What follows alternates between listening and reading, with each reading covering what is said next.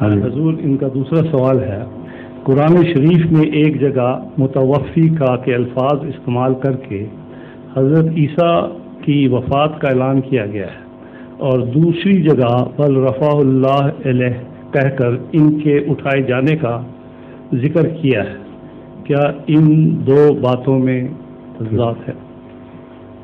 ان دو باتوں میں کوئی بھی اختلاف نہیں، بلکہ ایک دوسرے کی تائید کر رہی ہیں۔ متوفی کا میں جس وفات کا ذکر فرمایا، اس وفات کی تشریح قرآن کریم میں ہر جگہ موجود ہے کہ روح کا بدن سے الگ ہونا، اگر نیند کی حالت میں ہو تو وہ روح واپس کر دی جاتی ہے، اگر موت کی صورت میں ہو تو واپس نہیں کی جاتی۔ یہ متوفی کا ہے۔ بس متوفی کا نے حضرت عیسیٰ علیہ السلام کے بدنی عروج یا بدنی انتقال کی کلیت نفی کر دی۔ زیادہ سے زیادہ یہ معنی کیا جا سکتا ہے کہ آپ نیند کی حالت میں ہیں جہاں بھی ہیں، اور اوپر نہیں چڑھے،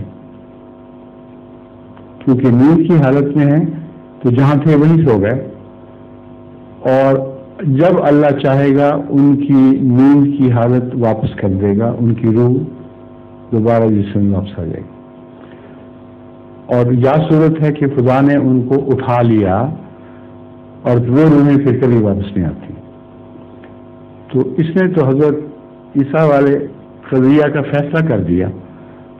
اب جو اشتباہ ہے وہ ہے رفع اللہ الیہ، بل رفع اللہ الیہ۔ رفع کا معنی قرآن کریم کی روح سے جسم سمیت اٹھانا نہیں ہوا کرتا، بلکہ درجات کی بلندی ہوتی ہے، اور یہی آیت اس کی طرف روشنی ڈال رہی ہے۔ یہ نہیں فرمایا بل رفع اللہ الی السماء، بلکہ یہ فرمایا بل رفع اللہ الیہ۔ تو جیسے کہ میں نے معراج کی گفتگو میں ذکر کیا تھا، اللہ تعالیٰ ہر جگہ موجود ہے، اور جہاں مسیح کا رفع ہوا وہاں خدا تھا، تو خدا نے اپنی طرف اٹھایا، یعنی اس کی صداقت کو اور بھی زیادہ روشن کر دیا۔ یہ معنی ہے۔ ظہور مہدی آخر زمان